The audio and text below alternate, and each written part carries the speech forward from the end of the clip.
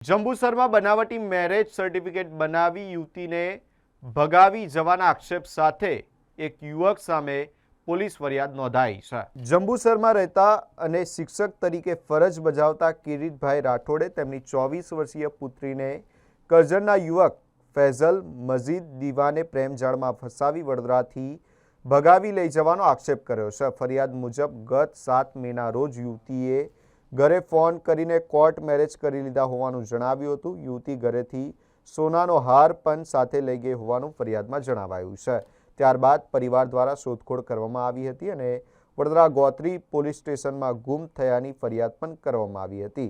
દરમિયાન ફૈઝલના મામા દ્વારા જંબુસર પોલીસ સ્ટેશનમાં યુવતી સાથે લગ્નનું મેરેજ સર્ટિફિકેટ રજૂ કરવામાં આવ્યું હતું। પરિવારે આ સર્ટિફિકેટની ખરાઈ કરાવતા વડોદરાની લગ્ન નોંધણી કચેરીમાંથી સરકારી રેકોર્ડમાં આવા લગ્નની કોઈ નોંધણી ન હોવાનું અને આ પ્રકારનું સર્ટિફિકેટ કચેરી દ્વારા ઇસ્યુ ન કરાયું હોવાનું સામે આવ્યું હતું।